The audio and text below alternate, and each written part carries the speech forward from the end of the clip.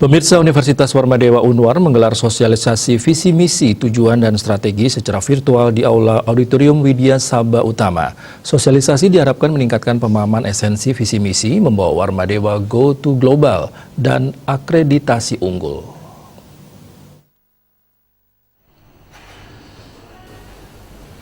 Kepala Badan Penjaminan Mutu BPM Profesor Gede Suranaya Pandit mengatakan sosialisasi terkait visi misi, tujuan dan strategis VMTS Universitas Warmadewa meraih pencapaian Go to Global 2034. Dalam sosialisasi ini ada survei tingkat pemahaman stakeholder baik internal maupun eksternal sehingga dapat diukur tingkat pemahaman seluruh pemangku kepentingan, menyamakan persepsi untuk membangun Universitas Warmadewa menuju Go to Global dan akreditasi unggul. Di masa pandemi ini, Warmadewa harus mengubah paradigma pelaksanaan Tridharma perguruan tinggi, mengubah mindset, merubah sistem pendidikan berbasis protokol kesehatan dan berbasis online. Kami dari Badan Penjaminan Mutu tentunya proses sosialisasi dan survei tingkat pemahaman ini agar dilaksanakan secara berkesinambungan. Ya. Jadi bahkan ditingkatkan, baik ditingkatkan dari segi pelaksanaan maupun dari segi sosialisasinya, sehingga betul-betul seluruh stakeholders itu dapat memahami, kemudian kita pun dapat Rektor Universitas Warmadewa Profesor Dewo Putu Wijana menyambut baik diselenggarakan sosialisasi. Sebagai cita-cita Unwar sangat penting dan strategis. Seluruh stakeholder harus betul-betul memahami visi misi dengan baik sehingga lebih mudah mengajak bergerak sinergis dalam rangka melaksanakan tugas di bidangnya masing-masing.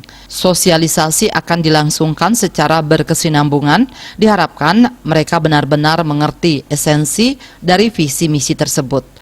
Kita berharap mereka bisa kita ajak bersama-sama bersinergi membangun Universitas Warmadewa sebagai organisasi yang cukup besar kali ini.